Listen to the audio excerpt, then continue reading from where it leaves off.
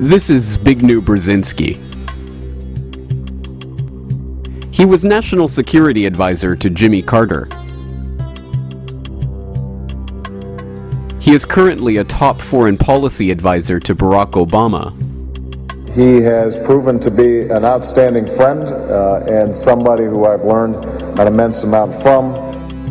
And in 1979, he supervised a covert American intelligence operation to fund and train the Afghan Mujahideen that would form the base of Al-Qaeda.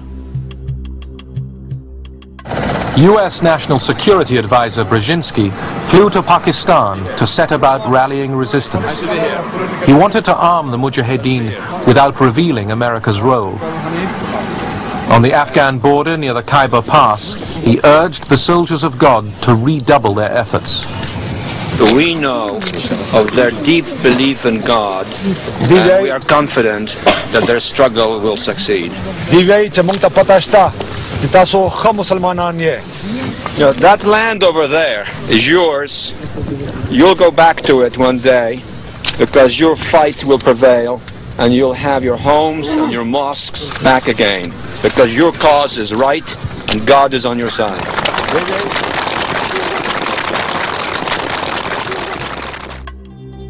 The CIA involvement with the Afghan Mujahideen, including an estimated $3 to $20 billion of American taxpayer money that was spent by the US to train and equip them, has been known and acknowledged for years.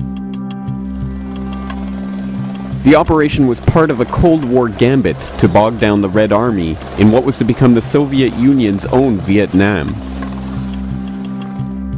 An unending struggle to occupy a country against a determined, and, thanks to the CIA, well-funded and trained guerrilla resistance. We must recognize the strategic importance of Afghanistan to stability and peace.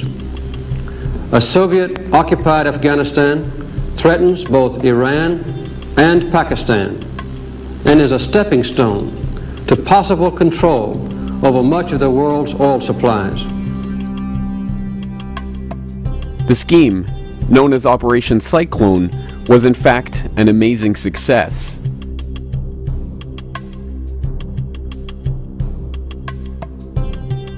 The years of guerrilla fighting and thousands of deaths demoralized the Red Army, drained the resources of an already overstrained CCCP, and emboldened citizens in other Soviet satellites to throw off the yoke of communist repression.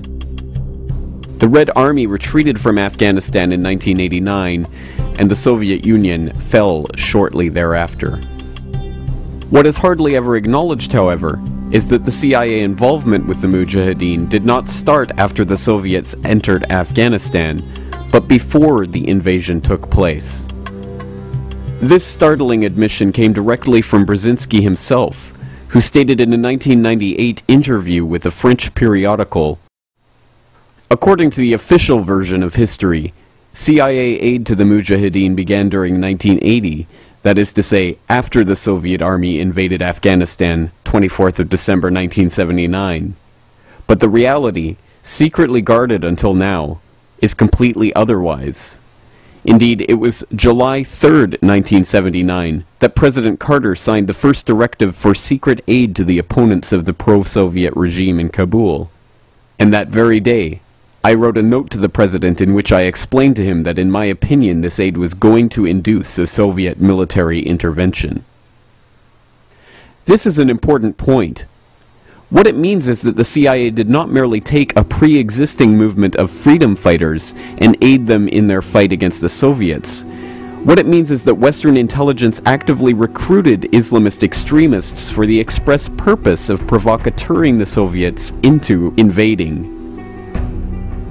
By Brzezinski's own admission, if these Mujahideen had not been fostered by the CIA, the Soviets may never have invaded Afghanistan in the first place. In a very real sense, then, Brzezinski and the US government fostered an extremist element of militant Islamists and helped form them into an effective fighting force. It was from the ranks of these Afghan Mujahideen that another group was to emerge, composed mostly of so-called Arab Afghans, or foreign fighters who came to Afghanistan to take up the jihad against the Soviets. The expulsion of the Soviets from Afghanistan was to be just the first of their battles, and after the Red Army left, their attention was to turn elsewhere.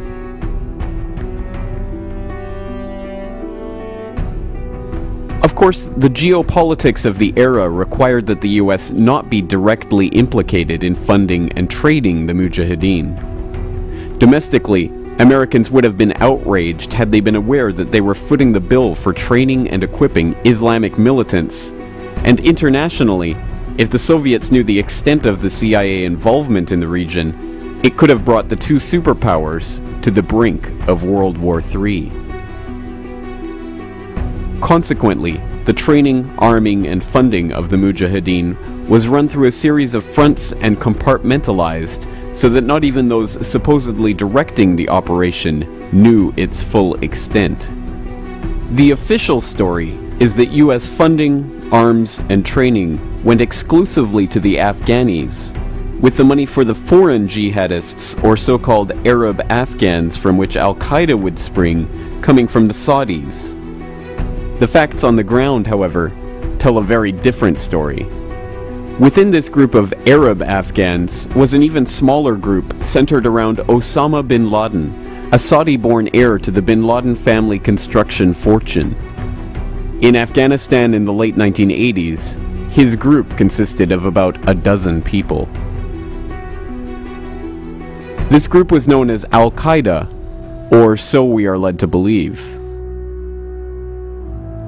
Bin Laden himself claimed in his last authenticated interview in late 2001 that the name came from Abu Ubaidah al-Banashiri, one of his accomplices in establishing the training camps in Afghanistan. Strange then that 4 years later, after the 7/7 bombings in London in 2005, Robin Cook, the former leader of the House of Parliament in the UK, would write an article for the London Guardian in which he claimed Al-Qaeda, in English the base, literally referred to the database of Mujahideen who were being handled by the CIA in Afghanistan. Some researchers have even noted that Al-Qaeda is a slang term for the toilet in Arabic, hardly a name for a shadowy global terrorist organization. Regardless of how the group got its name, the fact is that this small group of militants were nurtured with the Afghan Mujahideen by the CIA at the behest of Zbigniew Brzezinski. There is evidence of direct US involvement with Osama bin Laden and the hardline Arab militants in all three areas of Operation Cyclone, including funding, training, and arming the Arab Afghans. The startling truth, according to the sworn testimony of Michael Springman, an official at the Jeddah consulate during this period, is that not only was the CIA providing training to bin Laden and his operatives, but that bin Laden was, in fact, a CIA asset, and the agency was rubber stamping visas for his operatives to go to the US for training. And I had been told that this was a visa scam, and it certainly seemed that way to me. I was told, look, who needs the money? And the price supposedly for these visas was $2,500. And it was, you know, the king's barber servant to get a visa. Freres was seen filling out visa applications for people in the consulate. It was just absolutely incomprehensible to me. And people I talked to who had been there really didn't want to say much more about it. And it wasn't until I was out of the Foreign Service, when my appointment had been terminated for unspecified reasons, that I learned from three good sources. Joe Trento, the journalist, a fellow attached to a university in Washington, D.C., and a guy with expert knowledge on the Middle East who had worked for a government agency. They said, it's very simple. The CIA and its asset Osama bin Laden were recruiting terrorists for the Afghan war. They were sending them to the United States for training, for rewards, for whatever purpose, and then sending them on to Afghanistan, and most likely the problems they had with the liquor at the consulate, large amounts of it disappearing, it being sold at very high markups, and so forth, was being used to fund this.